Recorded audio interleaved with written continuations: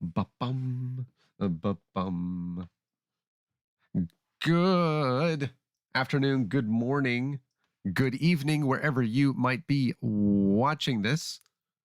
I am Nathaniel.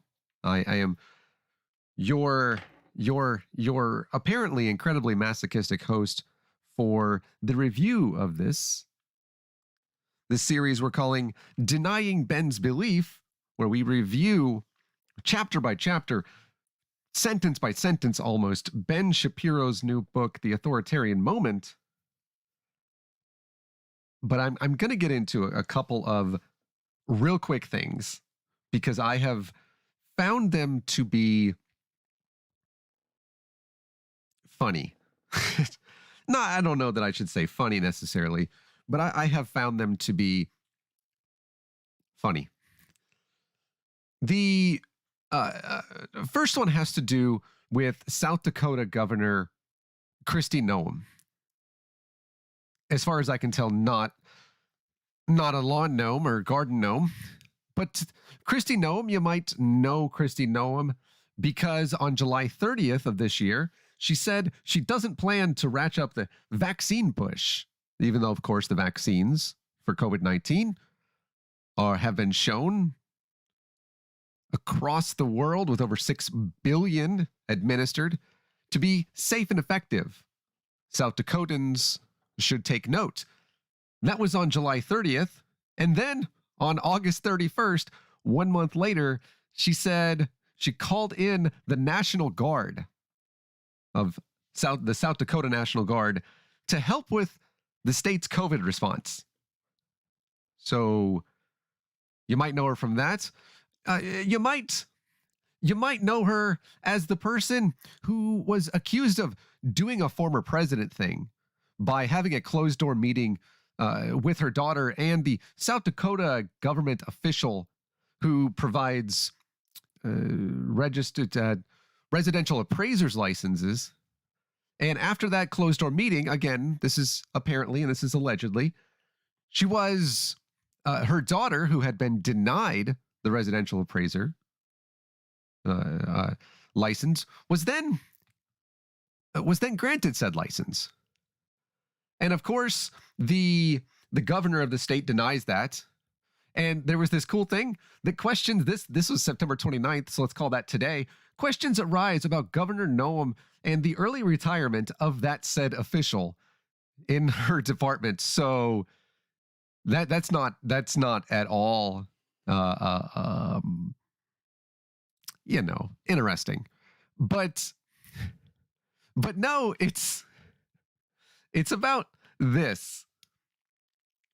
Governor Noem is apparently, this was reported today by the conservative media source, American Greatness. She's been married for quite a while, apparently like 29 years or something, to the guy who she's in the photo with. But she's apparently having an affair with Corey Lewandowski. I don't really know in this affair who actually I should be sorry for, like more sorry for, but also I can't really get mad at her because maybe she just doesn't know which one is her husband and which one is Corey Lewandowski. Because that's kind of where I am. Now, she, of course, obviously denies she's having an affair with the former aide to the former president, Corey Lewandowski. And of course she would, being family values and all that stuff.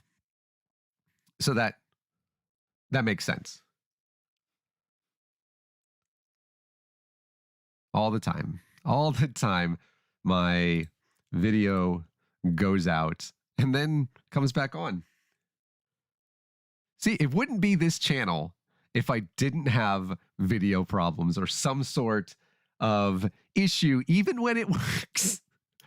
Even when it starts working, it will eventually give me issues. And that's just kind of the way that it goes. Really cool thing here is can't even get the camera turned off. So not a big deal. We'll just hide myself. Now it's just going to be just like a podcast. So it's going to be in your ears and it's going to be you're welcome for having this, and it's only in your ears and everything else. And see if I can get this thing to stay where it's supposed to go. Anyways, so you're welcome for that. You don't have to see my face anymore. I'm not going to have too many graphics today either, but so you can just, if you're driving, you can listen to this. To the one of you that are currently watching. What's funny is, let's see if I can actually get it to work again. Who knows? I got it. There it is. But additionally, look at me. I got it. I figured it out. There is in the United States debt, the debt ceiling was cooking dinner. Awesome. Was needed to be raised. The United States debt ceiling. And don't worry, I'm getting into the Ben Shapiro book thing here in just a little bit. But the debt ceiling needed to be raised. Otherwise, for the first time in our country's history, the United States would default on debt, which is apparently bad. I'm actually surprised that because it is bad, it's the first time that it ever would happen. And there was this time where it apparently was going to go through, but the Democrats had it ready to go through, raising the debt ceiling, getting everything paid for. I guess we have to pay for all the times we tried to give people democracy. It was blocked by Senate Minority Leader Mitch McConnell, the first time in his life that he's likely ever actually cared about minorities. And it was blocked by him. He convinced every single Republican to vote against it by saying, and I shit you not, this is what he said. Bipartisanship is not a light switch. And then he went on to say, I thank my friends in Oregon who have the nation's best electrical grid and output for telling me what a light switch is, because the state where I come from is last in light switches. So good for you, Mitch McConnell. So there you go. That happened yesterday or something. It's a Mitch McConnell. I don't know. But then something else happened yesterday, and this actually applies. So on the 10th of September, this actually applies to this. On the 10th of September, these were the top performing link posts in the United States Facebook over the last 24 hours. You can see Blackpink, NPR, and then you can see, I don't know how to pronounce Dan's last name, don't really care. But then you can see Ben Shapiro, The Dodo, Ben Shapiro, Fox News, and NPR. Good job, NPR, making it in there twice. But Ben Shapiro in there at 4, 5, 6, and 8. He's basically the SEC football teams. There's so many in the top 10. But then Facebook said they were going to do their best to eradicate the amount of dishonest information, especially when it came to COVID vaccines. And they were going to crack down on all this stuff. And so on the 29th of September, this is what this looks like, 7:22 a.m. this morning, the top performing link posts by U.S. Facebook pages in the last 24 hours. WTAE TV in Pittsburgh. I didn't look that up. Don't know. NPR. There's that Dan guy again. Love Meow. Appreciate that. The AP Inspire Uplift. There's that Dan fellow again. Korea Boo. Don't know. ABC 30 Action News. And somehow the Washington Post. So Jeff Bezos is always going to be on there. But you'll notice there's a conspicuous absence in the top 10. So now Mr. Shapiro is like Big Ten teams or something outside of the top 10. But where did my thing go to? I don't know. Oh yeah, I did mess it up, didn't I? Oh well. There. Let's see if that does it. It did it. Yay. But now on to the book, The Authoritarian Moment, how the left weaponized America's institutions against dissent. We are on chapter 1, folks. How to silence a majority. Tell me if, by the way, if it's okay that I have these things in the middle of the screen where you can't see my face, because you're welcome for not doing that. But if you don't like it, I could just bring it over here. I could just do all this really cool stuff with it without hopefully making any noise. But I can just make it smaller. Whoop. See, how to silence a majority. And I could do that. Do this right here with the camera. Make it a little larger. Oh. Do that, right? Okay.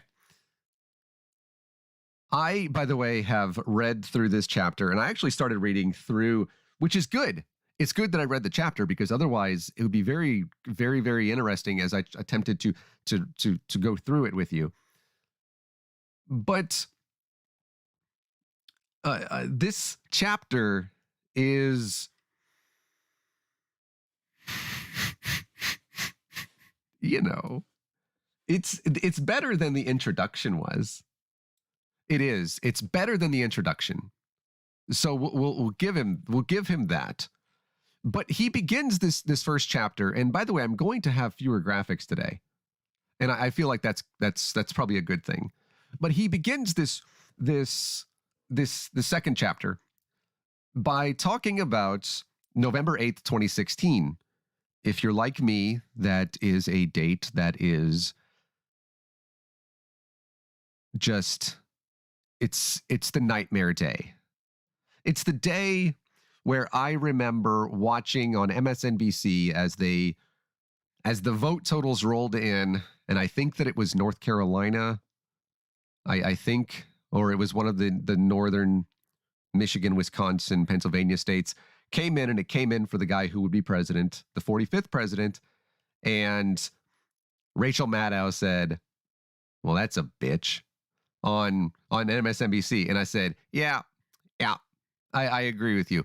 But he talks about that despite months of media hysteria and extraordinary attacks on his campaign and character.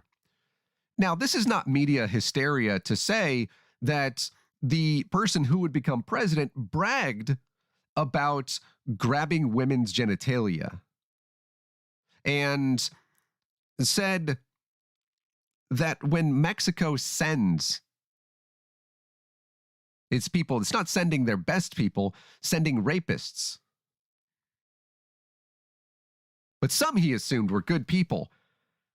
And he encouraged people to get into physical altercations at his rallies. And he had the support of white nationalists, most notably David Duke. And he had the support of extremists. So these were not extraordinary attacks on his campaign and character, pointing back to the mid-1970s when he had to settle a case in court that he was racist when it came to who he would rent his property to, and calling back to the fact that he lied repeatedly about what he was doing on September 11th. He lied about being there when the towers came down on September 11th. This is something he's actually repeated recently. And he lied about seeing people in New Jersey like dancing on top of vehicles. And he lied about the amount of money that he gave, even though he collected money from the 9/11 fund, about the money that he said that he gave to those charities. These are not extraordinary attacks on his character. These are simply saying, hey, maybe don't do that. And there were quite a few more as well. Now, here is something that Ben, because Ben is really good at this, in mixing in some truth in order to lie. He says most of all, the pollsters and pundits got Trump's level of support wrong because they got the supporters wrong. His supporters, they believed, were a diamond hard core of bigots annoying but generally unthreatening, a set of deplorables in Hillary Clinton's phraseology. And then he won. And by the way, they were right about that. And this is something that Nate Silver at the polling aggregate 538.com has said. And so have the people, I think Gabe on his and at 538 have said that yes, they for the first time really had to examine how wrong they were with not just changing demographics, but how they actually did their polling. And what's funny is that because Ben is correct about that, but then he goes into this presented the political elitists with two possible choices. They could engage in some well-earned introspection, considering the possibility they had missed something vital, or they could castigate tens of millions of Americans as moral and intellectual deficients. And he says they chose the latter, which is simply not true. Again, as I just mentioned, the polling companies, the people who would do these polls, said themselves that they had to find new ways to do this because they were so wrong. Now, the way that they were wrong was something that is, I think, is a bit too nuanced for this type of a video. It could be something where we could go into it into a deep dive or something, but there was introspection in that. There was. And the idea that millions of Americans as moral intellectual deficients, I don't know that is true. I think that telling the truth about a group of people is a good thing. Not all supporters of the president in 2016, obviously, were racists, were bigots, were xenophobic, all of that, because there are plenty of racist bigots and xenophobes that would say that their Democrats are liberal as well, but you wouldn't say all of them. And I think that it's a bad idea to say that. But when a person says, when they come out outright and say, Trump that bitch, or when there are women at his rallies that say you can grab my genitalia,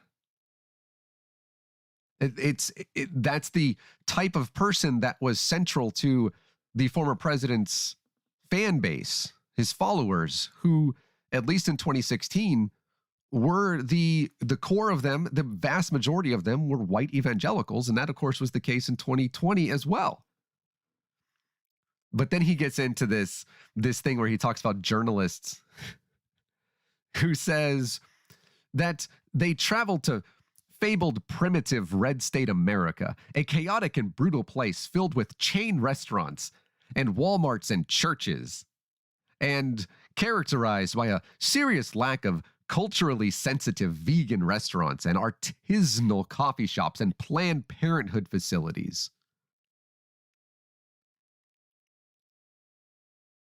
I'm having trouble distinguishing or trying to figure out what is he saying that people in the South don't go to Starbucks? Because they do. And culturally sensitive vegan restaurants he's never been to Dallas or San Antonio or Austin, in which the Ace reporters talked to poor old Billy, a down-on-his-luck former factory worker merely aching for some democratic subsidy programs. The journalistic establishment, he says, came to a conclusion. Trump voters were, as they had originally thought, and Hillary Clinton had once said, deplorable. He says that they were, as Barack Obama called them, bitter clingers. I don't know that Barack Obama ever said that. There's no source for it. But he says desperately clutching to God and guns and racism.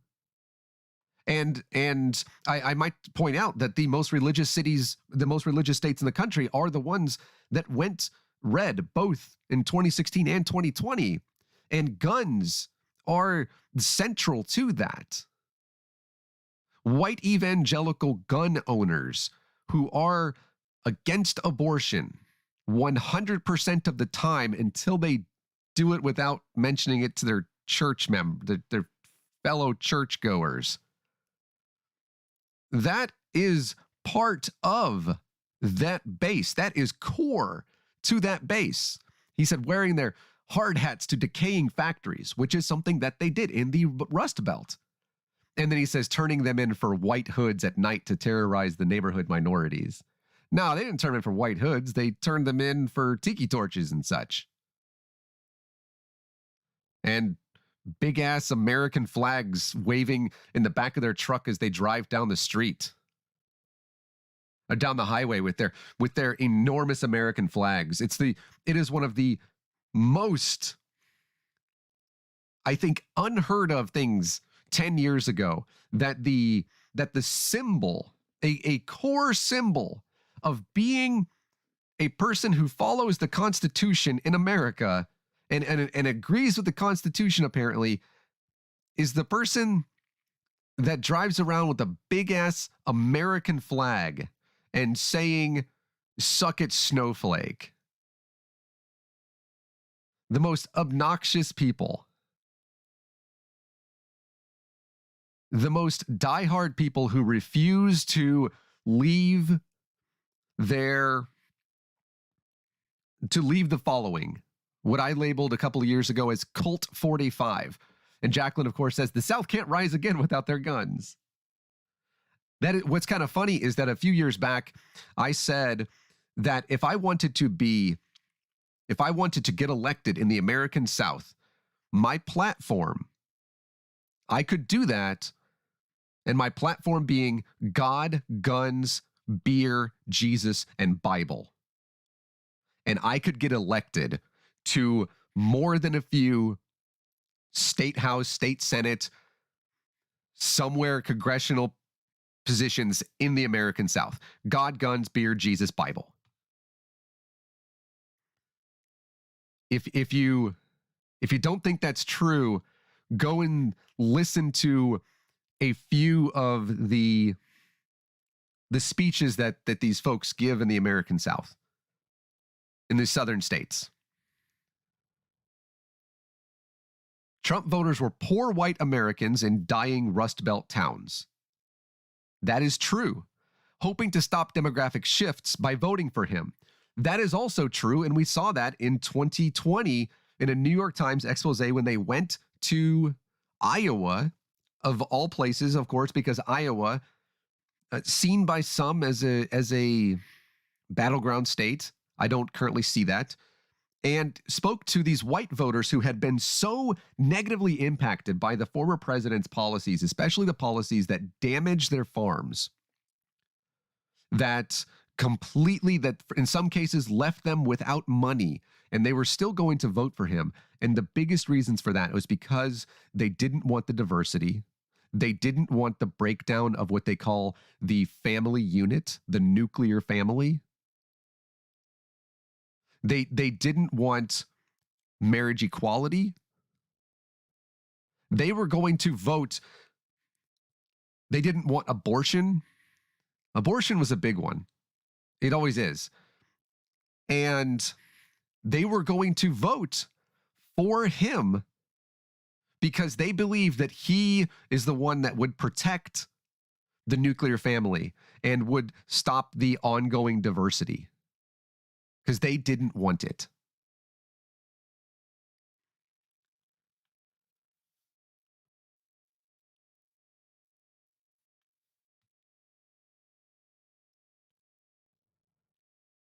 And that's actually a narrative that continues. And you'll see in parentheses, he wrote, it's somehow escaped attention that some 2.8 million New Yorkers voted for Trump, or that 4.5 million Californians.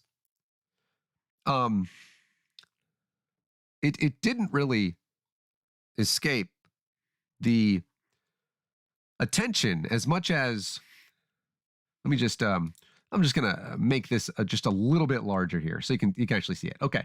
So this is California. in the 2016 election.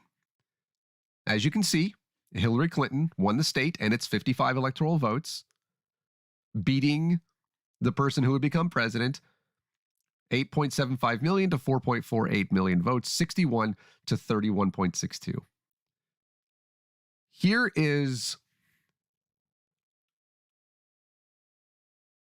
what it's funny that Ben brings this up, because he got 31.62% of the vote. I went and I looked and I wanted to see how that went with former candidates. And I looked and I looked and I looked, and I got back to 1936. Franklin D. Roosevelt won the state's 22 electoral votes at that time, with 1.76 million over the 836,000 of Alf Landon, who you just heard that name for the first time today too, because I didn't know who he was.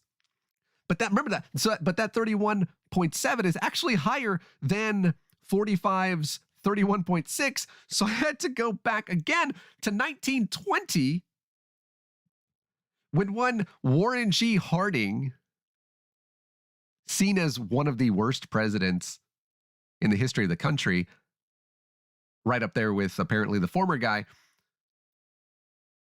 got 13 of the state's electoral votes by getting 66.2% of the 66.2% of the overall votes. There's Eugene Debs, who was incredibly popular. If you don't know who that is, I recommend looking him up. And then there's James Knox. And you can see that he got 24.28% of the vote. Had it not been Eugene Debs, what percentage of the vote would James Knox have gotten? Had to go back to 1920 to find a person who performed more poorly in California than the person who Hillary Clinton defeated in 2016. What I found to be even a bit more interesting was he didn't do any better in 2020. So just keep that in mind. And yeah, in New York, the 2.5 million or 2.8 million people in New York did vote for him. As it turns out, that's pretty well the average in the state. Republicans in New York regularly got pretty well between 34 and 37% of the vote. Nobody missed that. It's just that he got beat pretty badly in those states. Ben doesn't mention Wisconsin and Michigan and Pennsylvania and North Carolina, places where if Hillary Clinton hadn't ignored them, especially the Rust Belt states there, again, of Oregon, not quite, of Wisconsin and Michigan and Pennsylvania, had she not ignored those and taken them for granted, something that Democrats are really, really, really good at doing, switch those three, she wins.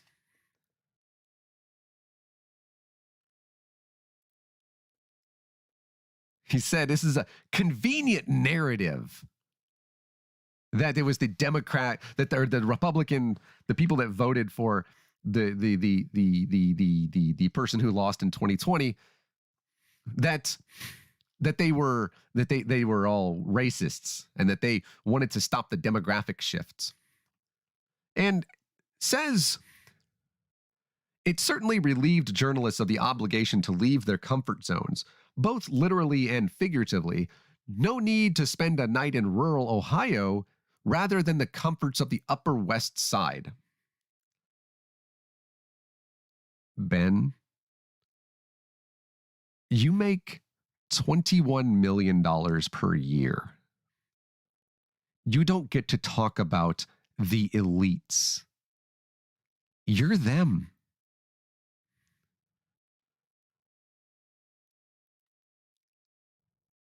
He said it also allowed journalists to abandon the practice of journalism more broadly. Now, instead of focusing on his policies, they could simply focus on his tweets, the id-driven manifestations of their original thesis. Every tweet could be read as a confirmation of their hypothesis about red state Americans. Now, instead of examining all sides of the various political controversies, they could simply assume the sinfulness of their opponents and demand surrender. Journalism became a search and destroy mission directed not merely at 45, but at his supporters. Again, tiki torches.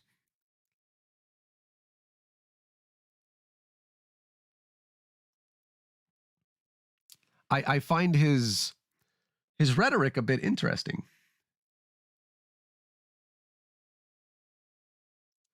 Make sure I got that. Yeah. He said, this wasn't a change, as it turned out. Republicans of all stripes had always been the problem, not just 45. Before all of this, he had been a glint in the media's eye. The media had targeted before he had been a glint, the media targeted a small-town plumber who had the temerity to ask Barack Obama a question about his tax policy. They dug up his tax record, his home address, his plumbing license. You're talking about Joe the plumber, right? Right? You're talking about... In 1911, Turkey established gun control. From 1915 to 1917, 1.5 million Armenians, unable to defend themselves, were exterminated. In 1939, Germany established gun control. From 1939 to 1945, 6 million Jews and 7 million others, unable to defend themselves, were exterminated. I love America.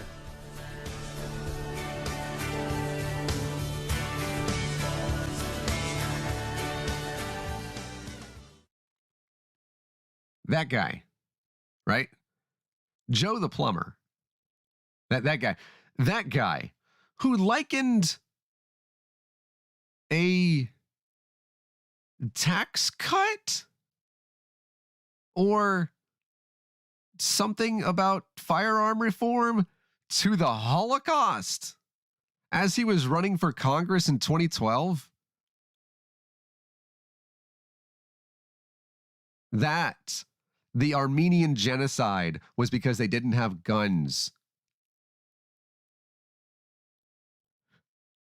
Yeah, that guy. That guy said John McCain. Yeah, Jacqueline, I know you wouldn't even want to make up all of this. This is the way that he just kind of like breezes right through that. John McCain, who would later be hailed as an anti-Trump hero, was hit with similar slander. Let me point something out here. There are a couple of Republicans that are currently in Congress. Liz Cheney is a good example of this, who are far-right Republicans. They're not far-white Republicans, but they're far-right Republicans who vote against everything Democrats want to do, but they voted in favor of impeaching the former president. Hi, Theo. And not only once, but twice. That, of course, includes Mitt Romney. But Liz Cheney, because she voted to impeach the former president, because he did impeachment stuff, I would like you to do me a favor, though, Ukraine. They were kicked out of the cult. So they are anti-Trump heroes. She's also a horrible person who voted against raising the debt ceiling and voted against every single Republican voted against the thing that passed in March. Every single one of them voted against that. The thing that would give us money and try to help kickstart the economy, voted against it. John McCain voted against the trying to overhaul the Affordable Care Act. Yes, he did. Good job, John McCain.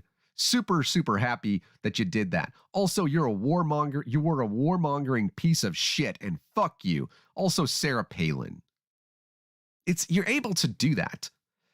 It's kind of like how if you are a supporter like me of Barack Obama, look, let me just level with me here, okay? Just real quick. You're jealous, just like me, both of Obama's swagger. You are. It's okay to admit it. I am too. And you're jealous that he got Michelle, or Michelle chose him instead of me. You're jealous because he chose, or Michelle chose him instead of me. I know. I get it. I'm there with you. Okay. I am. Absolutely. Susan knows I would leave her for Michelle and Barack. Anyways, as much of a supporter as I am of 44, I'm against what he's doing with the presidential center in Chicago, which will, as it seems, only harm the black residents where it's being built. I'm also against the fact that he did massive amounts of drone strikes while he was president in places like Syria and Pakistan. You can do that. In fact, I recommend it. I'm against so much shit that Joe Biden is doing. Joe Biden, fix the immigration issue. You deporting piece of shit. See? You can do that. I recommend it. It'll help it. You'll get it out of your system.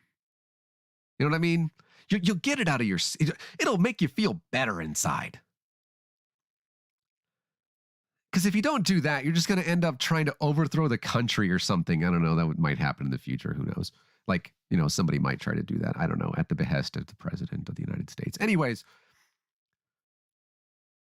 he said it wasn't much of a change. Or, sorry, now instead of examining all sides of various political controversies, they could simply assume the sinfulness of their opponent, right? And said the media had itself shifted on the president, 45, personally over the years. For years, he had been treated as easy clickbait, a genial figure of comedy and an outsized figure of wealth and pomposity, an icon of garish frivolity and entertaining chalantry. Up until the point he declared himself, or charlantry. Ben goes, I love how Ben writes. I really do. I don't like how he writes. Shut up, Mitch McConnell. Okay? Seriously, you're not welcome here. Go fix your energy infrastructure. Oh, it makes me sad. I am so sorry.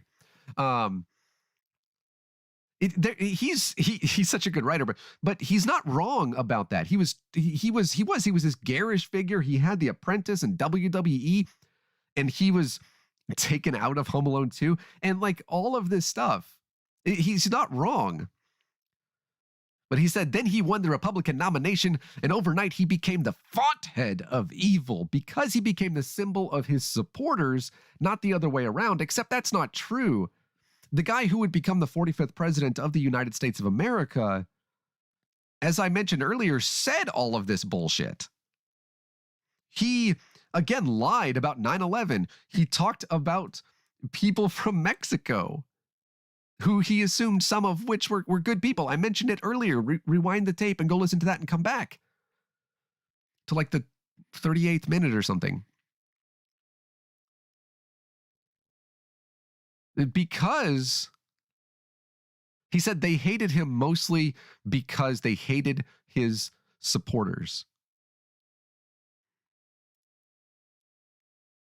No, that's not true. The media, as much as it needs to be better, reported the things that the former president said on video with his mouth. At which point he realized that and gaslit his supporters by saying, what you're seeing isn't what you're seeing. It's not what you see me saying, I'm not actually saying. I'm serious. He did that.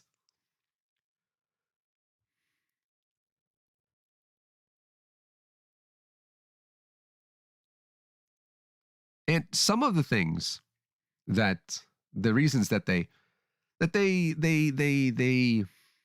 would go after the guy who became president. Here are just some of the things. He said this. He said, hit your camera with your headphones. He said, I have to say, the crowd was unbelievable today. You know, I looked at the rain, which just never came. Oh, by the way, there you go. I think I missed that one. Oh, well. I can't believe that I missed this one. How did I miss this one? This is one of my favorites. I don't know what I did with it. Oh, well, that happens, doesn't it? It's just not in there. And that's okay. He said, I looked at the rain, which just never came. You know, we finished the speech, went inside, it poured. Do you guys remember seeing the hilarious videos of war criminal George W. Bush attempting to put on a poncho in the rain? It was one of the most hilarious things. Seriously, he needs a war tribunal. It was one of the most hilarious things because it was raining and he needed to put on a poncho while the person who had just become president was speaking in the rain. He said, you came by the tens of millions to become part of a historic movement, the likes of which the world has never seen. A reminder real fast that he lost the popular vote in 2016 by 2 million and was 46th out of all the 58 up to that point elections by winning just 56.88% of the electoral votes that were available. So I like the world has never seen before is not quite accurate when you consider the amount of people who came out for the person who was opposing him. Again, more than 2 million.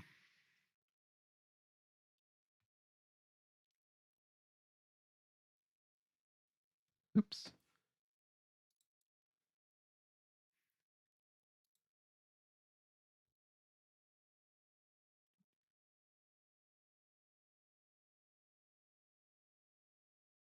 He said, mothers and children trapped in poverty in our inner cities, and the crime and the gangs and the drugs that have stolen too many lives and robbed our country of so much unrealized potential. This American carnage stops right here and stops right now. Hey, Titan. So the thing about this is that, well, besides the fact that it is thinly veiled racism, there's a word for that I can't think of. I'm just going to go ahead and get to that. The poverty level is never actually measured by inner cities.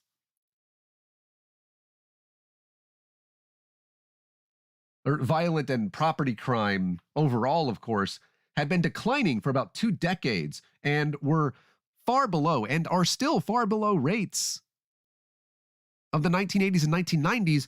But not only that, this is 13.5%. Back in the beginning of 2017, the United States had a poverty rate of 13.5%. The poverty rate in urban areas, which is measured not inner cities, you know what he's talking about when he says that, was 13.0%.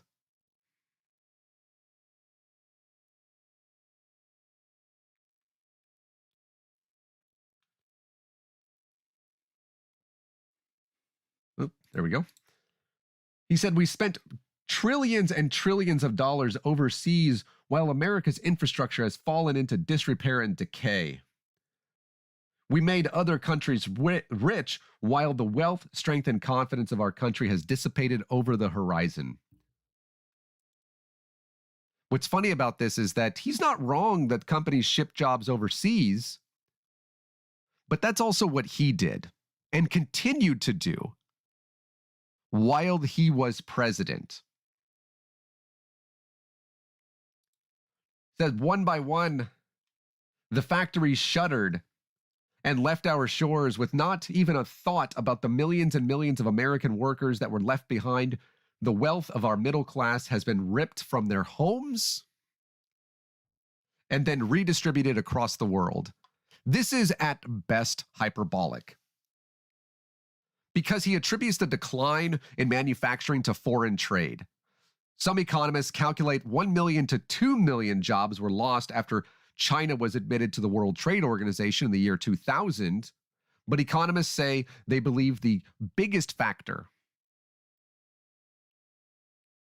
in the decline in manufacturing was actually automation, not jobs going overseas, and that is still the case. Another factor is decreased consumer spending on manufactured goods.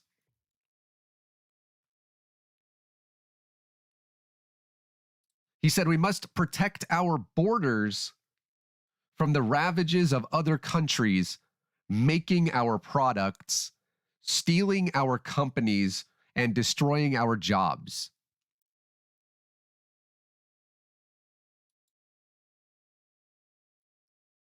Again, he attacks companies for outsourcing overseas, but again, that's also what he has always done and continues to do. And continued to do it while he was president.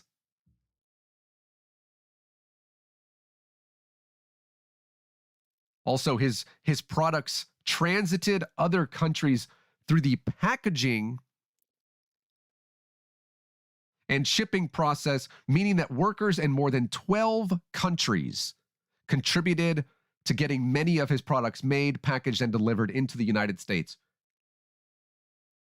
He said, we will get our people off of the welfare and back to work, rebuilding our country with American hands and American labor. But welfare, by the way, is a pretty broad term. If someone is receiving what is known as means-tested assistance, doesn't mean they ain't working, bruh. People that receive SNAP, it doesn't mean they're not working. And also, again, fairly thinly veiled racism.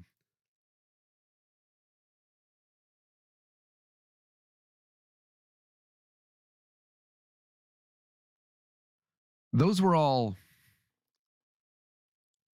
everything that he said right there was either a lie or a major distortion.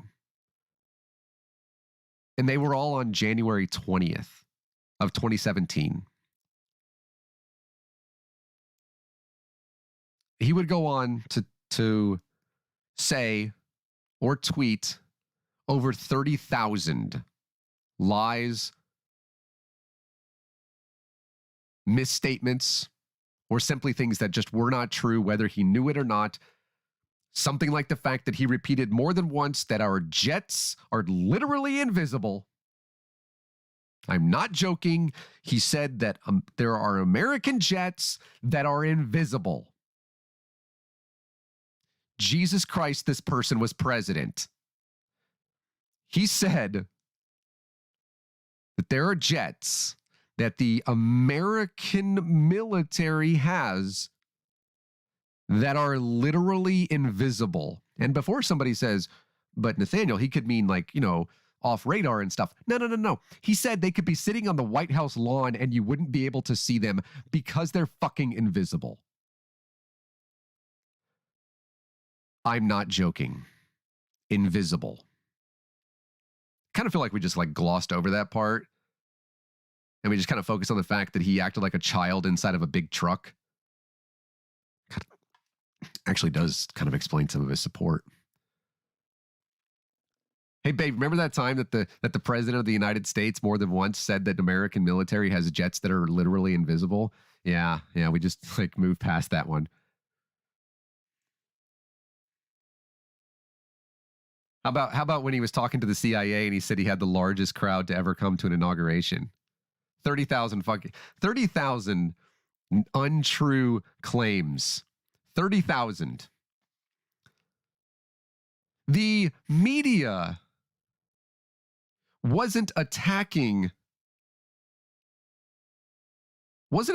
his supporters, rather reporting on the fact that he lied, not every day, mind you, not every day, but leading up to and after the 2020 election, there was a day that he told 500 lies.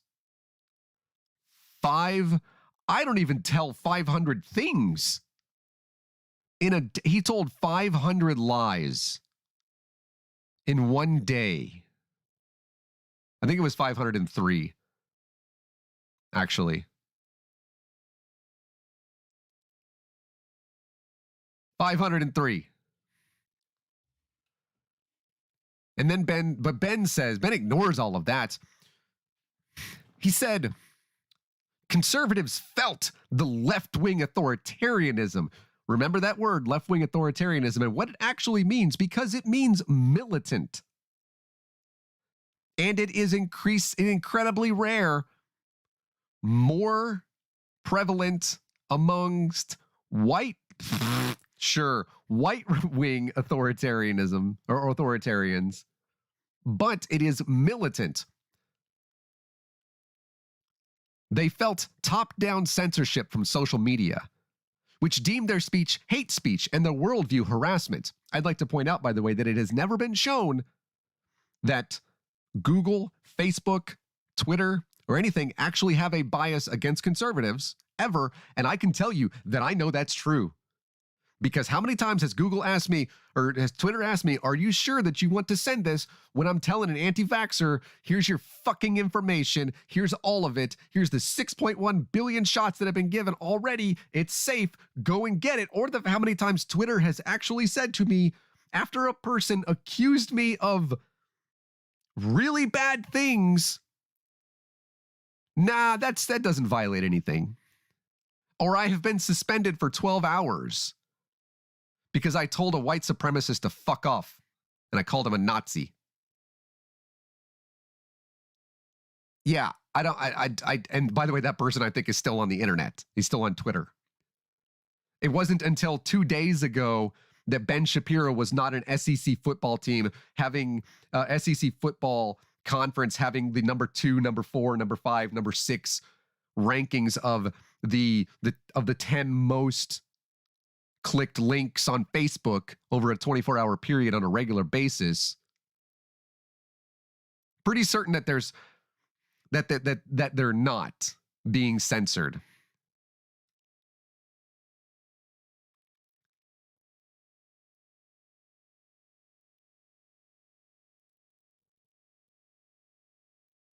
Conservatives, he says, were to be treated as outsiders. Insert Susan joke here.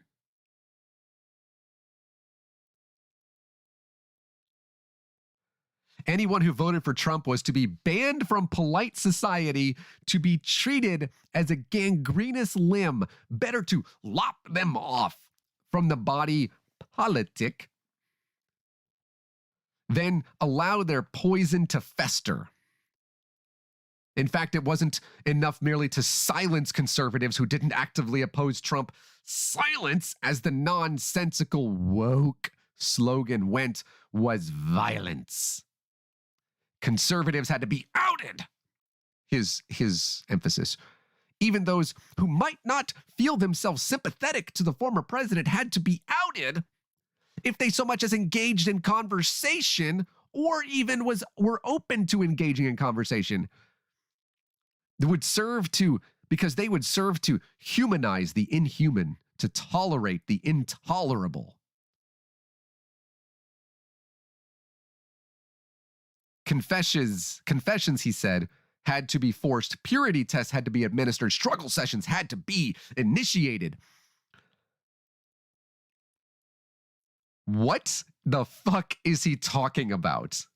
Okay, there are some people, and I will say this, on, I don't know, the left, who maybe should take a softer stance toward people who in 2016 voted for the former president, but then came around and said, hey, maybe not the best idea. Take a softer stance toward that person. But outed from society? I work with conservatives who voted for that guy twice. One of them is a white supremacist and I don't talk to him, but I work with these people. Silence? I just sounded like Tuck Carlson there. Silence? What does that even mean?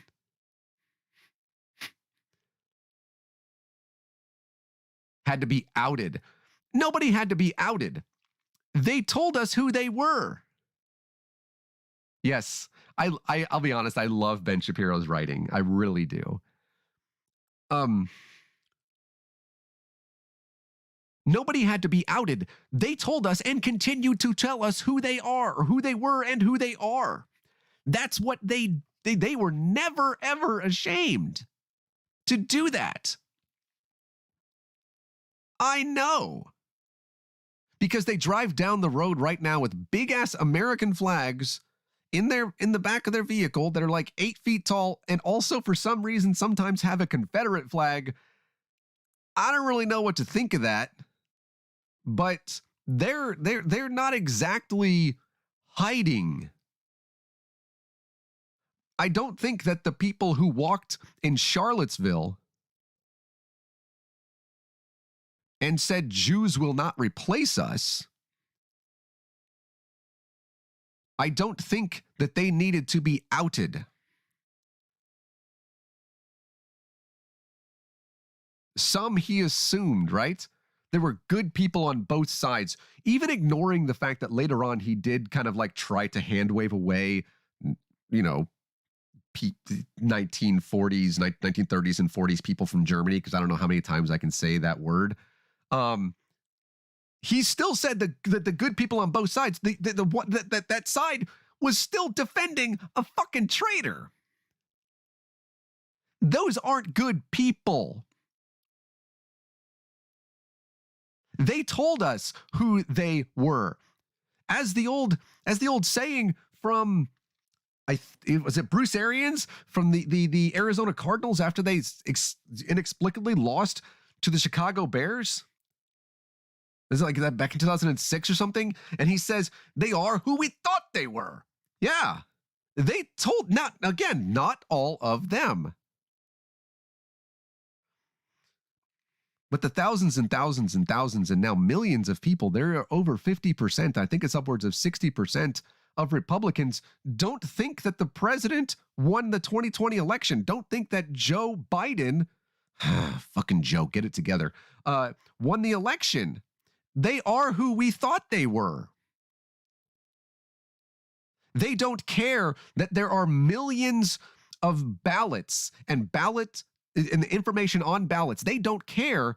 In Maricopa County, 2.1 million of them. They don't care that those ballots and that ballot information and sensitive voter information was given to a guy by the name of Ben Cotton, a Trump conspiracy theorist. The person who said, aha, Maricopa County deleted all their voter data when they didn't. They don't care that all of that voter data and that ballot data was loaded onto a private truck in Maricopa County, Arizona, and driven 1,300 miles away to his private property in Montana, where he would not let anybody come onto his property and see what they were doing with this voter information. Who the fuck knows? They don't care about that. They are who we thought they were.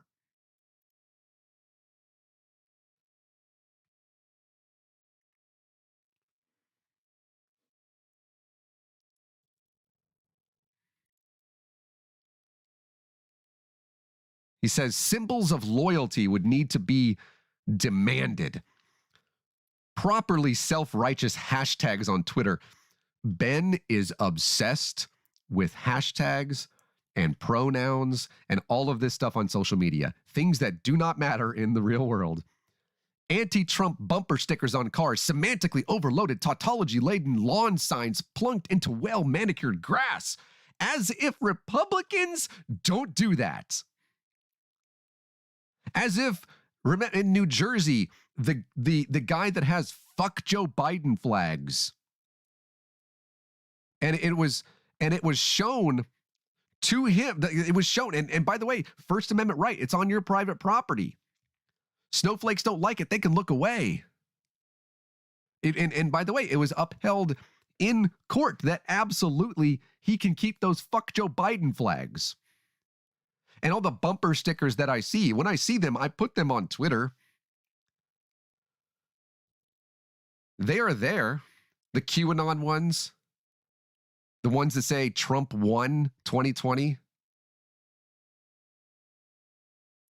The guy yesterday with the bumper sticker on his vehicle, which I couldn't get a photo because I was driving. Don't do that. Which said, and it's a huge sticker. It wasn't on his bumper, though. It was a huge sticker on the back of his window. And it said, D tyranny, R freedom. And then when I passed him, he had two signs in his driver's side window, which had to be illegal. I don't think you can have those there. But it said, masks don't work. Don't get the vax.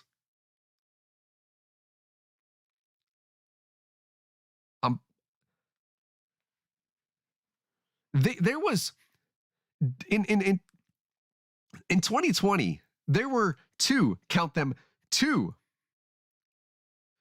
boat parades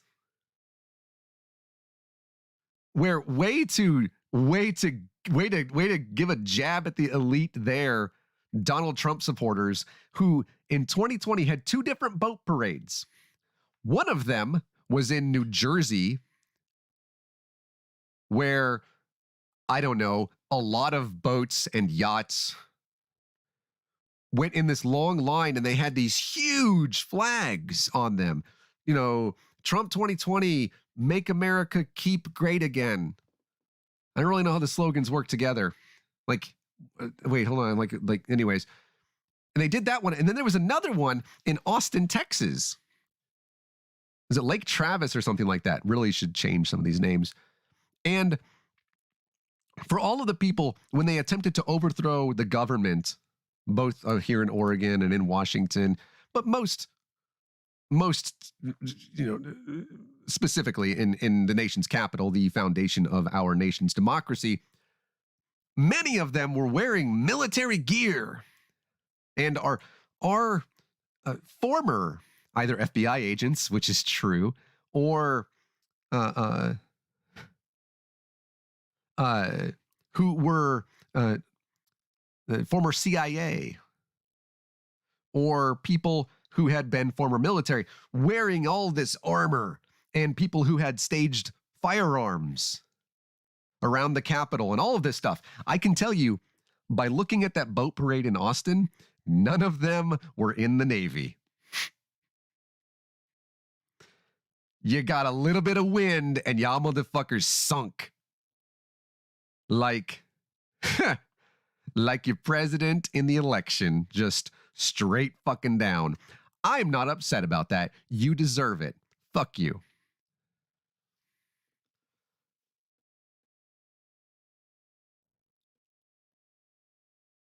He said, and our cultural leftist authoritarians. This is another amazing shift by Ben.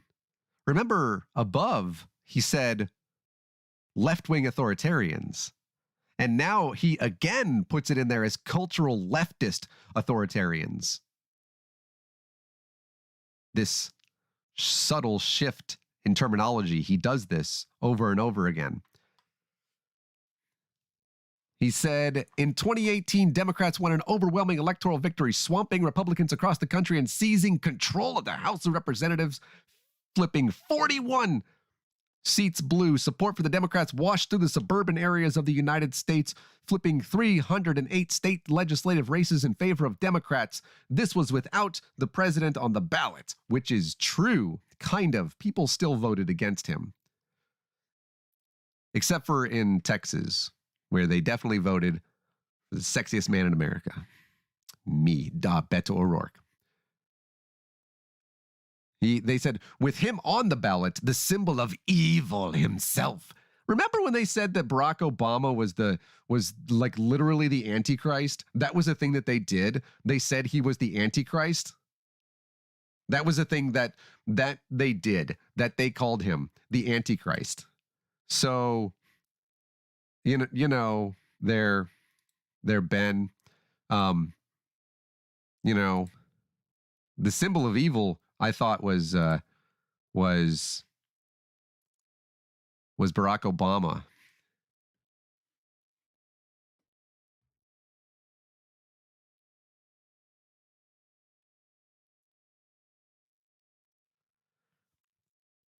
And it said bigotry and racism and vulgarity and brutality made orange flesh. Surely Democrats would usher in a never-ending golden era of dominance and cement Republicans into the minority status for a generation. Again, the only time that Mitch McConnell has ever cared about minorities is now that he's the minority leader in the Senate. Well, you got to keep making jokes about me. Yes, I do. Go away, Mitch. God.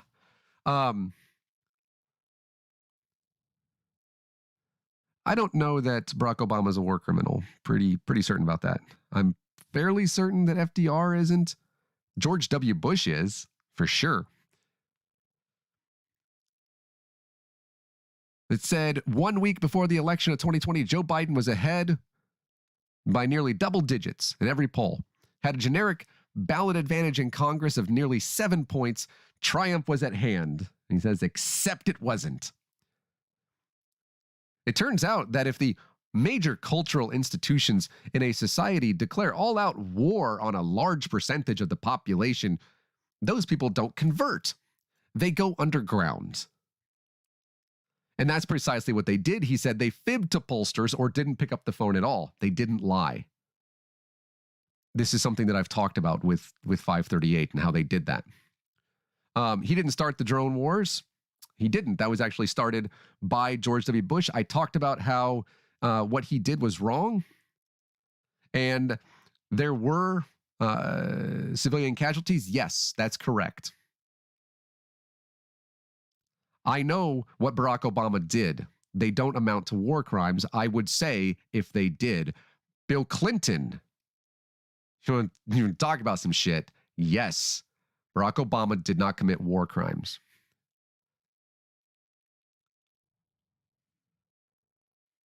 We can talk about that in another video where I can show you that that's the case. Said they didn't tell their friends and family how they were voting.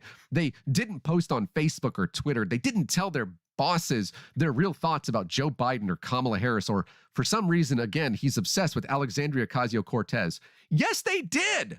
Yes, they fucking did. I know they did. Also, good job not telling your boss that you're going to vote for one of them. Why do you have to mention? Do you think your boss is going to fire you? What? Okay,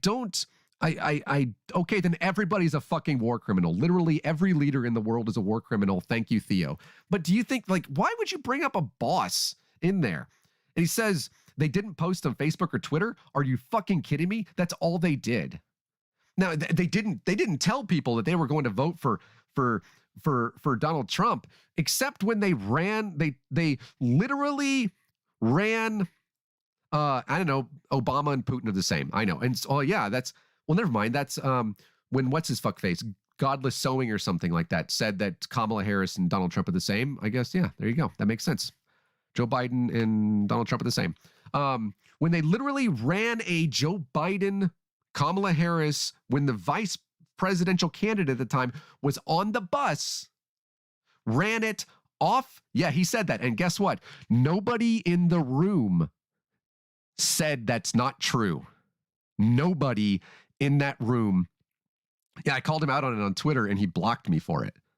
Nobody in that room even batted an eye. I'll bring fucking receipts because I got them. Yeah. Donald Trump and Kamala Harris are the exact same, which is what he said. Apparently they are.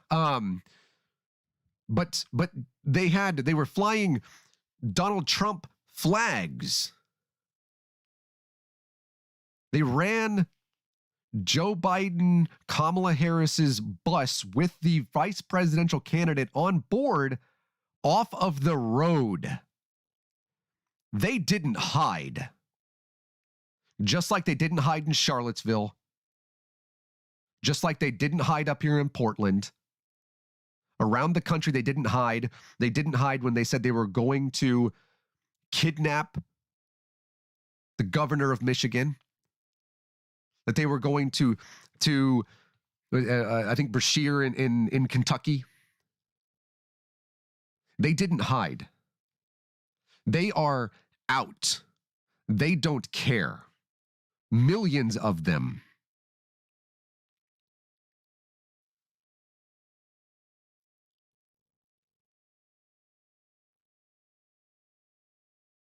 He said, Donald Trump may have lost the election, true, but Republicans across the land didn't. Republicans outperformed the polls across the board. Many pollsters had projected that Trump would lose by double digits nationwide. Instead, he personally won more votes than any other Republican in American history. And more votes than any candidate in American history outside his opponent, Joe Biden. Some pollsters had suggested that Republicans would easily lose the Senate and drop a dozen seats in the House. Instead, they nearly maintained the Senate, gained seats in the House, maintained their stranglehold on state legislatures in a redistricting year, and nearly retained the White House. Except, I'm sorry, she wasn't on the, that's right, the vice presidential candidate wasn't on the bus. Thank you, I apologize. She was in Texas, she wasn't on that bus. They did have to cancel a campaign stop in Fort Worth because they were scared that there would be violence. I'm guessing maybe not Antifa violence. Weird. I thought Antifa did the violenting. But here is, and by the way, actually, I'm going to read the rest of this paragraph here. He said, the elevation of a geriatric non-entity like Joe Biden was no endorsement of the Democratic agenda. It's far more likely a rejection of Trump's personality, which came as little surprise. He said, after years of erratic tweeting, bizarre personal behavior, and extraordinary savage media coverage, because, he did impeachable things more than once and did a quid pro quo to get info on Joe. Oh, my bad. He didn't include that part in there because savage media coverage is part of that, where he was impeached for a quid pro quo, an attempt to force a sovereign nation to meddle in our elections, savage media, all of that. Said he underperformed in every state with a competitive Senate race. Republicans swept into power in New Hampshire. They didn't sweep, where he lost by nearly 8 points. Trump bled in the suburbs, but had he lost the suburbs by the same margins he did in 2016, he would have been reelected. So Americans may have rejected Donald Trump personally, but the silent majority, a majority, the media, the pollsters, and the experts completely missed, broadly rejected the Democratic agenda in truly shocking fashion. Except they're not the majority, and they never have been the majority, and we've seen that more than once. Let me go back up to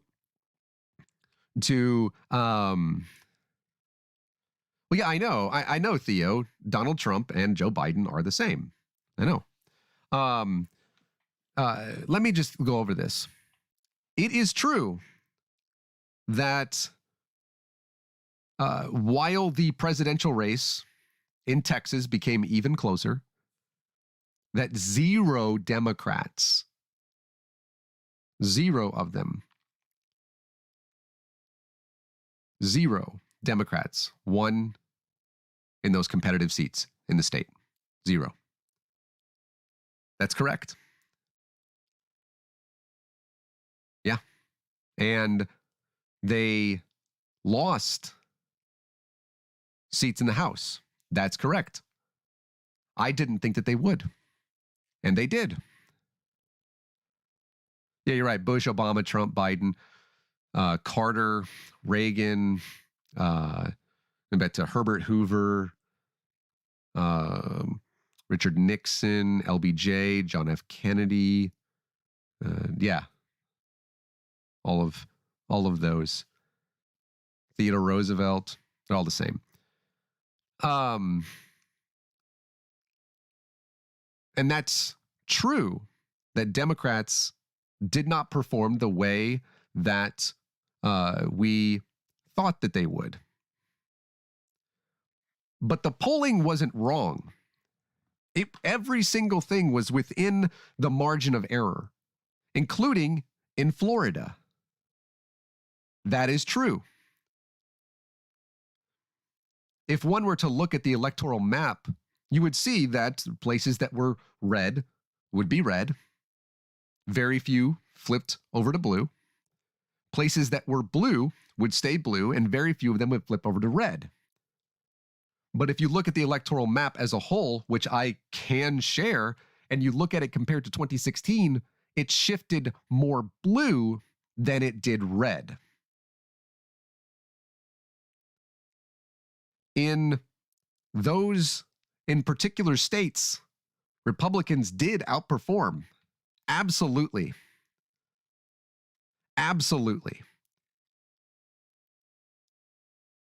He said Americans didn't vote in defiance of the polls because they were racists. They didn't vote in favor of Trump because they were bigots. Some absolutely did. Again, people marching in the streets, Jews will not replace us. Yes, they absolutely did. They didn't vote for Susan Collins in Maine and Tom Tillis in North Carolina and Steve Daines in Montana because they were benign rednecks committed to a vanishing demographic majority. Except, again, as I mentioned, when they went and they spoke to many people, many Republicans or conservatives in Iowa in 2020, and they said the reason that they were continuing to vote for the president at that time was because they were afraid of their vanishing majority and because of their values and because of abortion. Latinos, he said, didn't vote in outsized numbers because they were suddenly white. And he again insults Nicole Hannah-Jones. Black males didn't vote in surprising numbers for Trump because they had abandoned their race, as Joe Biden himself implied. Yeah, Joe made a mistake there, didn't he? Yeah, that's super cool, Theo. Let's talk about it somewhere else. Let's try to stay on topic, huh? He said, yeah, Joe Biden probably shouldn't have said, if you don't vote for me, you ain't black. Let's just be honest about that. He probably shouldn't have said that. I think that can I get what is it? Can I get a J in the chat for that or something? I don't really know how that goes. Maybe Joe Biden shouldn't have said that. He said because they were Americans, they voted this way because they refused to surrender to the alliance of the authoritarian left. Is it F to pay respects? I don't know how that goes. I just wanted to make something new.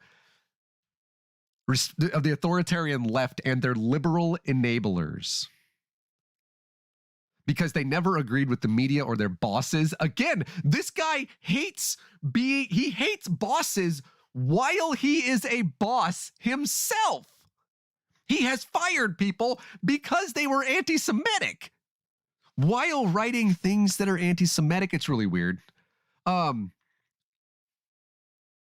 Because they won't be bullied into putting up meaningless symbols on their social media pages. I swear to God, I need to count how many times this guy, because he's so obsessed with social media and the hashtags that are on the internet, because hashtags vote. Right? If you didn't know that, two things definitely vote: yard signs / flags and hashtags on Twitter. Those two things vote. Or into declaring all police are racists. Not every cop is a racist, but all cops are bad. Or into cheering the idea that America ought to be denigrated. This is one of my favorite things right here. mentioning the fact that the United States of America has a bit of an issue with, I don't know, white supremacy and being warmongery and all of that nonsense, right? Not nonsense, but absolutely an imperial colonizing fucking empire. We steal, murder, we force sovereign countries to take what we label democracy, whether they want it or not. We literally rape and pillage. Talking about our history and how that has come to bear even today, and how we still live in a society that is built upon white supremacy. And Theo, don't come in here and say that, there you go, as if I don't constantly say this shit. I constantly do. All the time. We're making a documentary right now, call it a documentary if you want to, I'm putting it on YouTube, about the history of Oregon and in particular Portland, and how we had literal lash laws until 1928. And how gentrification matters today. The things that the United States has done, they think that talking about the travesties that the United States both has in the past and continues to do today is denigrating our country. I am proud to consider myself the idea of an American, because America is an idea. But if you think that I'm proud of that flag right now, that supposedly represents me, you think that I'm proud that we invaded and then occupied Afghanistan for 2 decades? You think that I'm proud that over the course of 10 years, we give Israel $13 billion in weapons? Why should a person be proud of that? That's not denigration. That's being honest. It's easier. Oh, not only that, X, but also denying Puerto Rico that which they have voted for to be the 51st or 52nd state, but denying them their constitutional right to be so because they will vote more Democratic.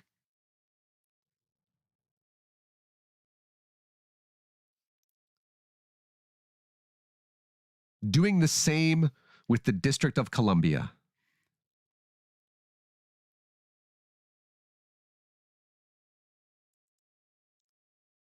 The District of Columbia has voted multiple times to be the next state. There is one representative from the District of Columbia that is in the halls of Congress.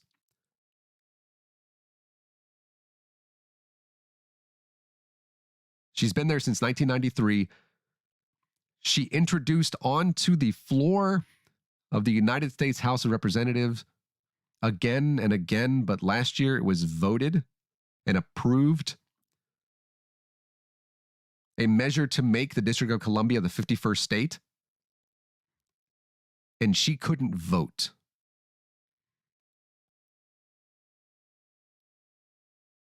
Why should I be proud of that? And they told them no. Because, again, they vote Democrat. Is that denigrating America? Is telling the truth denigration? Well, then, God damn it, I'm denigrating the country. Also, critical race theory is awesome.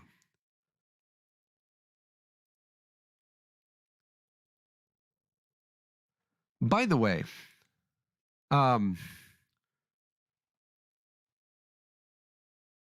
where is...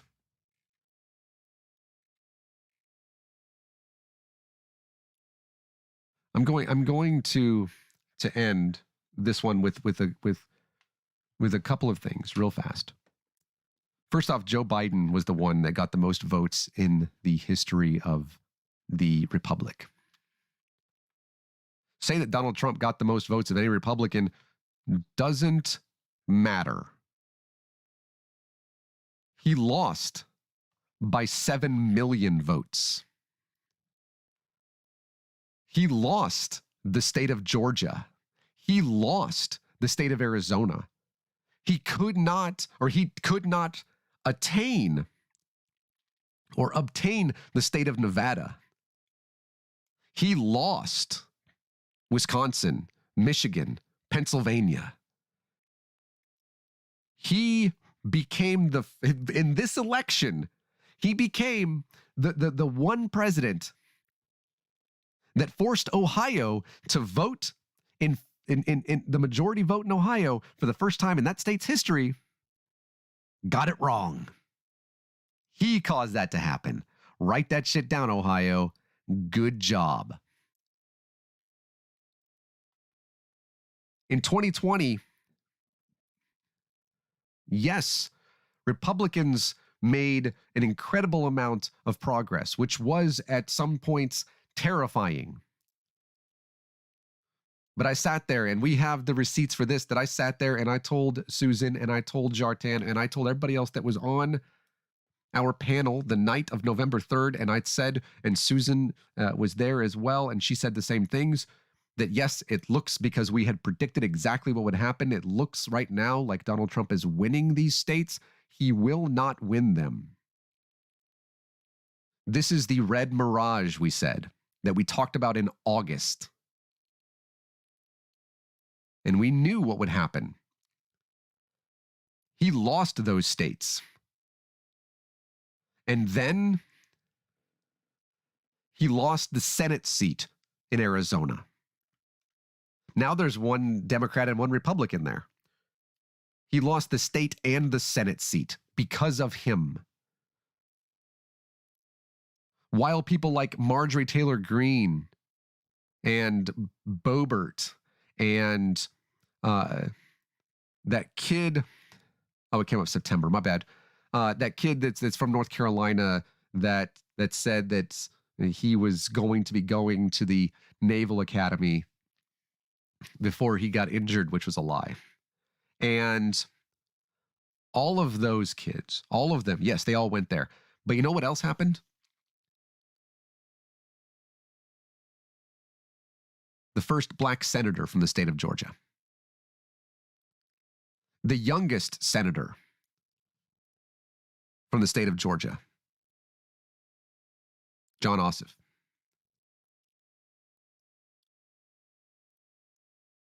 And by the way, it is Dr. Reverend Raphael Warnock from the state of Georgia.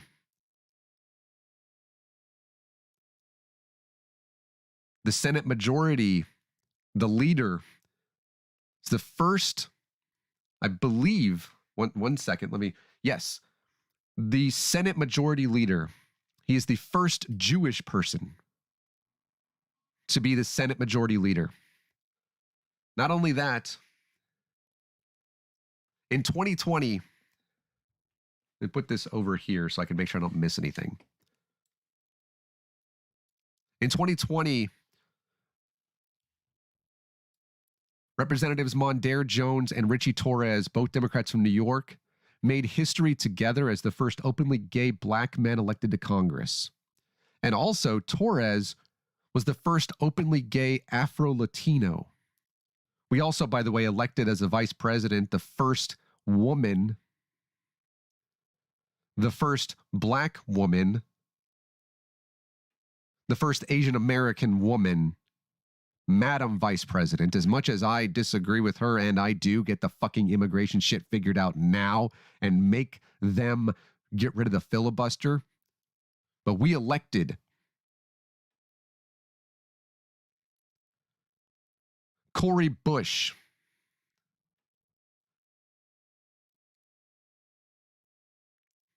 Missouri's first congressional district, became the first black woman to represent Missouri.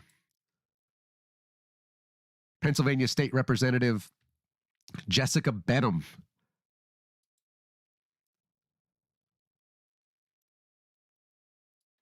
won the 36th District of Pennsylvania, and she made history on two fronts. She was the first openly queer woman elected to the state legislature and the first openly autistic person elected to any state legislature.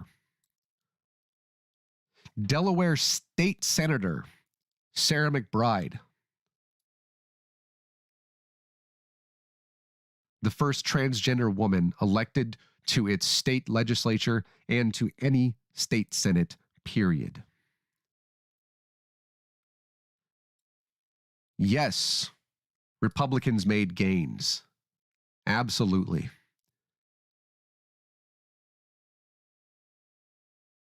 But the Democrats continue to break glass ceilings.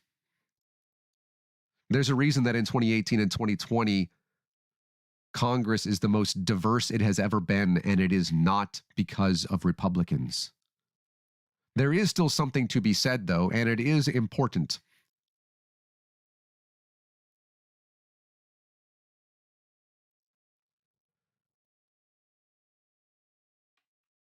He says, and this is where I'm going to finish this, the Marxist theory, love that Marxist theory, of class-driven division has long provided a shoddy explanation for real-world phenomena.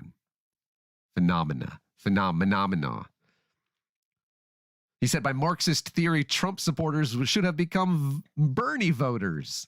There were plenty of Bernie supporters who voted for Donald Trump in the 2016 election.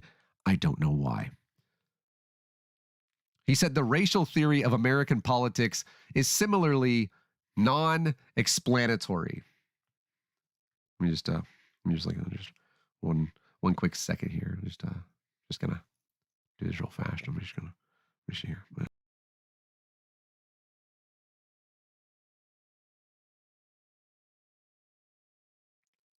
Did you hear that? No. Because that's a dog whistle.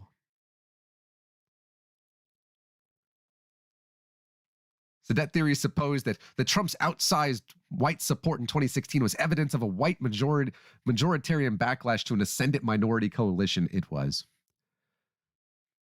But that theory was firmly, that's why I bought that, firmly debunked in 2018 when white suburban voters handed a majority to Democrats in Congress.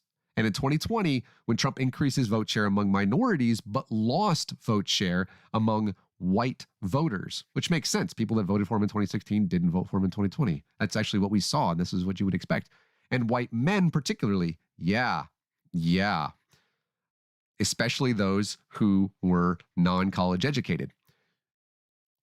If it was racism that was the driving force, or republicanism more broadly, that wouldn't have manifested itself in a 55% Cuban vote for Trump in Florida, or, again, I can do my best, in Florida, or what does that even mean?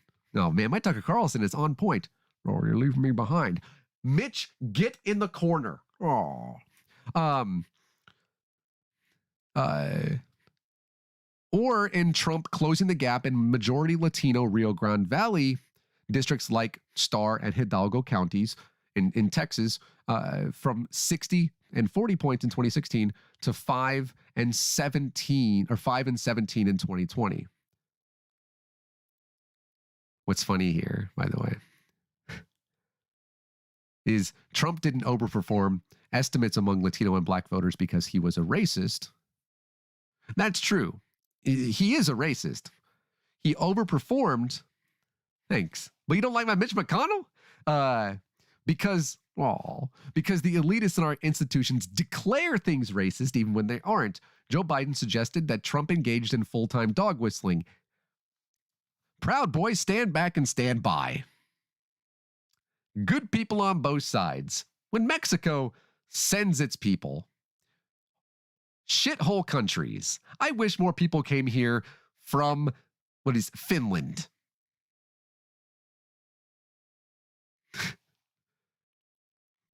Those aren't even like dog whistles, man. That's a megaphone. Sir, I would like to have fewer Black people. My name is Donald Trump. I wasn't trying to imitate the former president.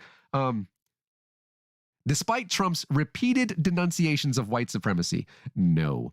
And his unprecedented outreach to minority communities, including a criminal justice reform program largely opposed by many in the conservative community, something that he did not start nor finish. Elitist white Americans and woke advocates who largely overpopulate the media, corporate America's social media halls of power in Hollywood didn't have a read on broader minority viewpoints. When these elitists declare that standing with the police is a dog whistle, voters of all stripes tune out. And that is where I am going to end there, but at least with the reading. But I'm not done talking about this. This is going to take like another 5 minutes. So if you're still in here, thank you. I might let Mitch out of the corner at that point. We'll see. So let me get rid of this and bring this back up. There it is. Probably shouldn't have done that.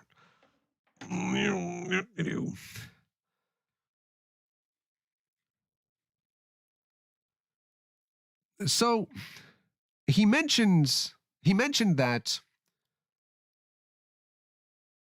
in the state of Texas went more blue, but in those majority minority counties, Hidalgo, Starr, other counties, in some ways, in some places, you see shifts of up to 40, 50, 70% Republican. And this actually is a bit of, oh, they are exactly the same. Democrats and Republicans are exactly the same. Oh, I told you. No, you didn't, Mitch. Okay.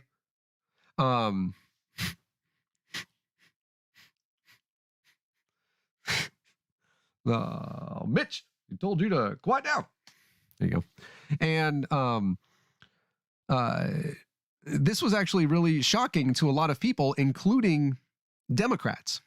To talk about what happened in Miami-Dade County, Democrats have done what Hillary Clinton did in 2016 with South Miami-Dade and the Cuban American population down there, in that they have taken that for granted. But Cuban Americans are not a monolith. In fact, by taking them for granted, what the Democrats did, especially in 2020, when the Republicans didn't actually care about the coronavirus pandemic, anyways, they had been for years peppering and completely covering, slathering the Cuban American neighborhoods with Republican propaganda, telling them that Democrats were the socialist, dictator, tyrannical people that would harm them, just like they did in Cuba and other places where they would immigrate from, where their idea of socialism exists. And that turned Cuban Americans toward Republicans. And that's a problem for Democrats, that Democrats made that mistake in 2020. Here's hoping that they go down and have a conversation. But also, yes, in South Texas, Democrats, by the way, everybody that is in South Texas is a Democrat. It's at least elected officials is a Democrat. They took them for granted in South Texas.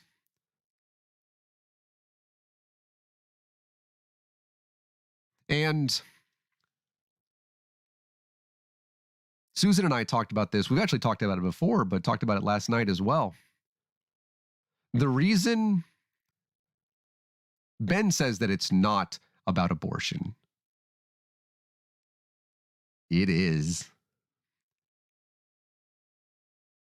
The vast majority of Latinas vote Democrat, but they don't vote in the same numbers as Latino men. Latino men or Latinos are, as we've gone over, patriarchal.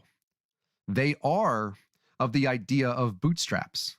They in their ideas, especially those that have immigrated from Mexico, have not, they don't get behind these racial inequality ideas because, as they have said many times, and I will have these links in the description, you can read them, please do, they've never experienced it. They are anti-abortion. They believe in working and getting and keeping what you have earned. Part of this, and these are the reasons that they are swayed by the Republican Party, something again that Republicans did last year when they went down and they again dropped like pamphlets in South Texas while the Democrats took it for granted. A mistake. And they almost lost for the first time since like 72 or something in the state house and the state senate down in Texas, in South Texas.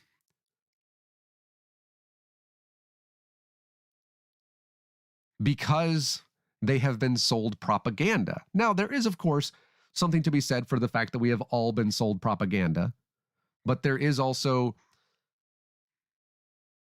these other, the information is simply not there because they are not receiving it from, call it both sides, if you will.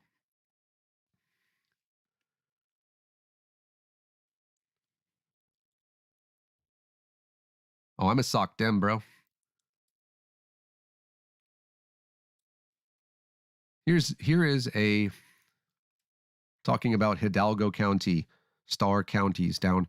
And it's, by the way, that's McAllen, which is, I think, the 7th largest metro in the state of Texas or something of that nature. I think that's correct. It's like the 71st in the country.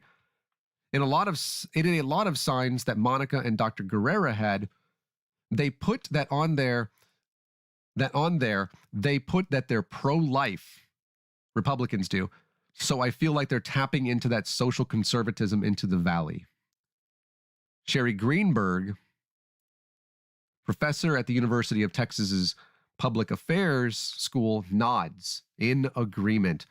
There was a very contentious election all up and down the ballot, a lot of heightened concerns that people had, whether it was about healthcare, security, education, or jobs. We talk about healthcare and education. Those that are more open to reformation of those are not the Republicans, but the Democrats did not get the vote out. They didn't give the information. These are huge mistakes by Republicans.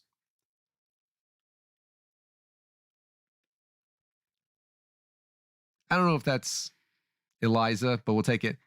Said she had voted for Mrs. Clinton in 2016, but did not understand the fierce reaction to Mr. Trump. I was following along the family tradition. My dad is a hardcore Democrat. My father was really for unions, and I thought the Democrats defended the union. But then I started to research myself and found out the Democrats are supporting witchcraft and child trafficking and things like that, things that get censored because they get labeled conspiracy theory.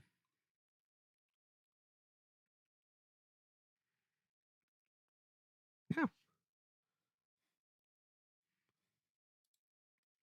There it is.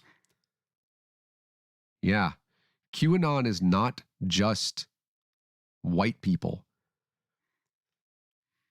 Is it the vast majority of white evangelicals? Yes. But you have a patriarchal society which has the nuclear family idea. And the reason, by the way, and this is what it's been, that Latinos and black men voted for Donald Trump, one of the overwhelming answers to that was machismo. Because and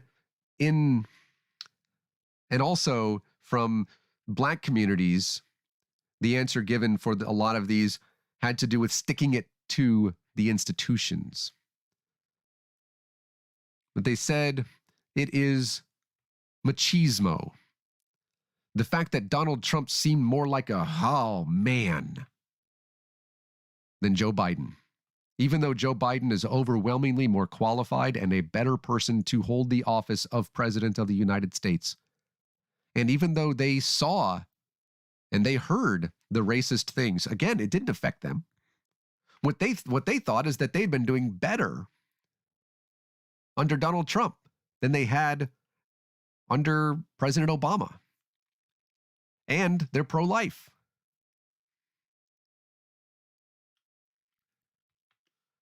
Oops. Well, I guess I missed the other one. Doesn't really matter. Because they are.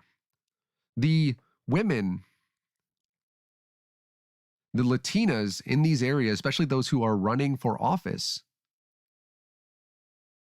every single one of them says pro-life, pro-life. I'm against abortion. Ben later on says that it can't just be about abortion. In a lot of cases, it is. They are not evangelical necessarily, but they are religious. And they do not want abortion. Democrats take black and brown votes for granted. And in the end, if they allow the trend to continue, which, by the way, Democrats have poured in more than these places have ever seen, more money, more advertisements, more, and that includes, instead of just being something that they would write onto a business, like a little card that you would get on your door knockers that sometimes were in Spanish, but not very great Spanish. I've seen some of these. Not everybody is Beto O'Rourke, who again, oh my gosh, I'm gonna choke up again. Please. And they're spending the money and they're sending the president and the vice president into places in Arizona and New Mexico and Texas,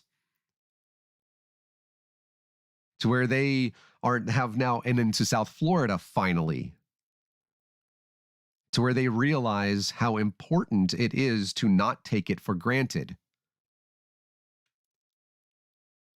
The previous administration took white suburbs for granted, and that cost them.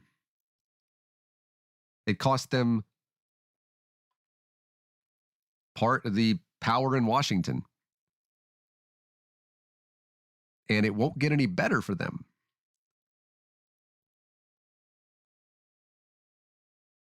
But for Ben to come in here and to say,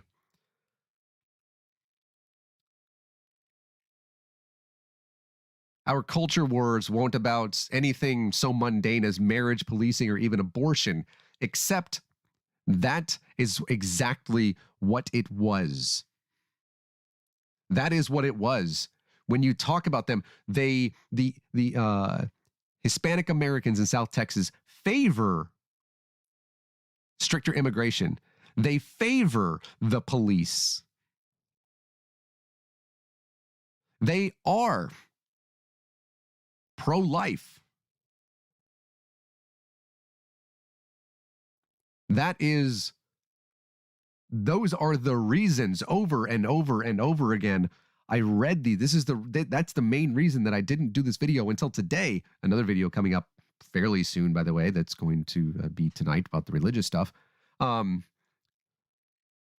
it's not. Now it's the reason that 94 or something % of black women turned out against the former president. Oh yeah, they ain't okay with the racism. They're not okay with the policies that prevent black people from voting or make it more difficult to vote, or everything that they do to try to continue to marginalize black and brown people. Yeah. But it wasn't about this Marxism. It wasn't about something to do with Twitter. It wasn't about pronouns. It wasn't because they were some sort of silent majority, because they weren't. The Again, overwhelming majority of the people that voted for the previous president were white evangelicals. And we know that because they told us who they were. They're not a majority at all, let alone a silent one. They're not. And that's what makes this book so dangerous. A geriatric non-entity. Joe Biden might be geriatric, but he's like almost the same age as Donald Trump, and he's not a non-entity.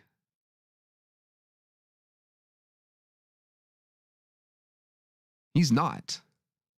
I don't agree with a lot of shit he does, but he's not a non-entity. The guy is incredibly qualified, and he has the respect of people in Washington. But this book is so dangerous because of the way that Ben writes this and continues over and over and over again to tell conservatives, his followers, in sometimes dog whistly ways, that they are the victims. That when they were talking and they were going after Donald Trump, they were actually going after you. In particular, you, because you voted for him, because you're a Republican. Ben Shapiro continues to push this narrative, this victimhood complex, which fits just so well into the conservative evangelical, especially the white conservative evangelical victim complex, the Christian persecution complex.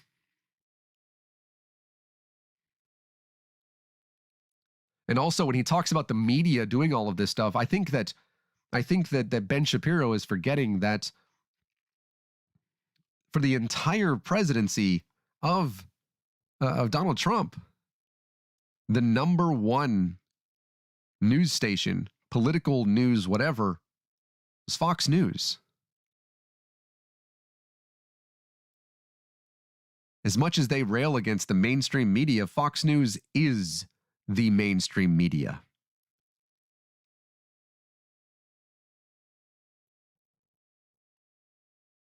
And we know the people that watch it. And so Ben tells some lies here, but he tells a lot of untruths. He doesn't tell 30,000 of them yet, but it's a lot so far. And we're only in chapter 1. Thanks again for watching. If you're watching this in the future, I hope that we're still good, right? We haven't been insurrected again, right? Climate change is still a thing. We made like some odd 20, 30 odd animals extinct. We're like really, really good at doing that. We shouldn't. But thank you so much for watching.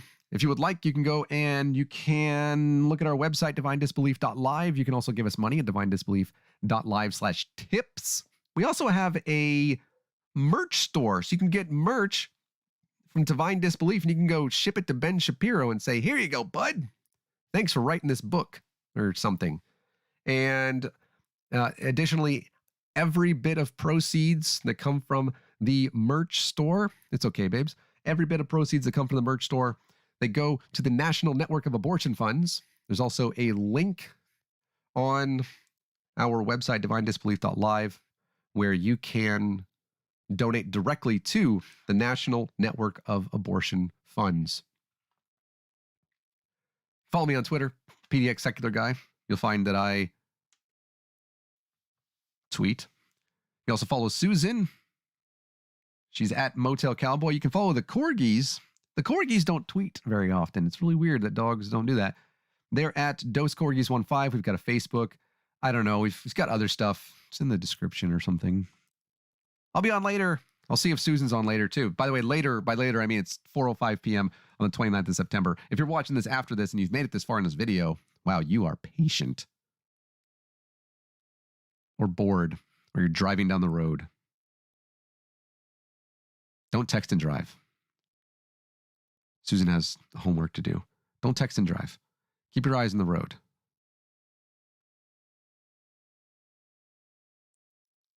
Trump bumper stickers, I guess.